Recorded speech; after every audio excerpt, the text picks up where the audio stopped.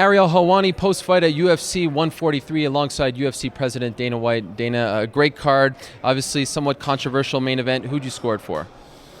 I had it scored for Condit. I had it 3-2 Condit. I gave the first 2 rounds to Nick Diaz, and I gave the last 3 rounds to Condit. Did Condit surprise you? No, not at all. He's a tough guy. I mean, I absolutely he surprised me in that I didn't think the fight was going to be as technical as it was. I thought those two were going to go in there and go toe to toe.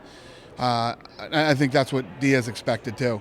I didn't expect the movement and the in and out, and I didn't see that. Why do you think Diaz lost the fight? Do you think he did, he didn't game plan correctly? Do you think he did something wrong out there?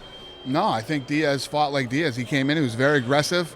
And the thing that I like about Nick Diaz too is when a guy comes out with a game plan that stylistically isn't working with him, he starts open hand slapping, he starts talking and taunting and trying to get the guy to fight his fight instead of the whatever their game plan is.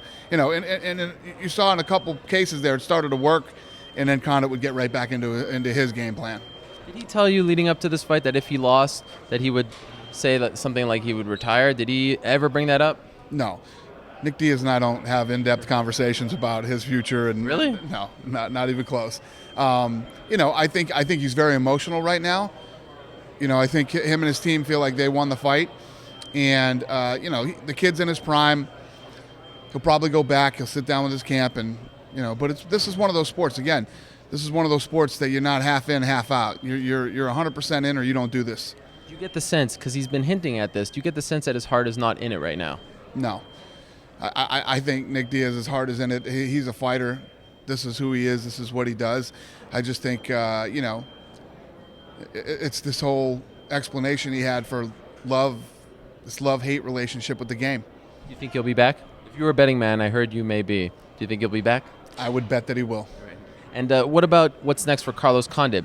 Would you be okay with him waiting for George St. Pierre? Because George is saying now he's going to come back in November. Would you be okay with that, or would you rather see him fight again? Yeah, no, he can do whatever he wants to. He didn't really take any damage in the fight that I know of. I think he's 100% healthy.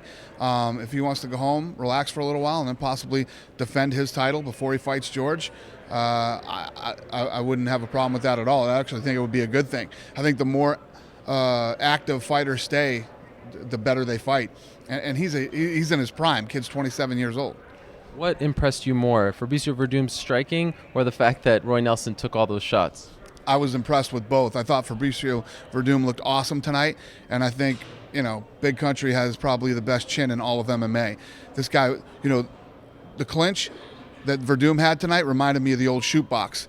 And, we saw Big Country take damage against Dos Santos and everybody else he's fought. Those knees that he ate tonight were impressive. You've been very critical of him. He came in at the lightest ever for himself, 246 yesterday. He's looking good. Do you tip your cap to him? I do. I respect and appreciate the fact that he has, taken it serious, lost some of the weight, And let me tell you what, I don't care what anybody says. It helps him in these fights. You can't walk around with 265 when you're not supposed to, when you don't have a 265 frame and think that, you're going to have a ton of energy and nonstop action and keep that kind of a pace for 3 rounds at 265 pounds. Let's be honest, you don't like the mullet very much, right? I hate the mullet and I hate the beard, but it is what it is. I don't ever tell guys what to do. If guys come to me and ask for advice, then I give it to them.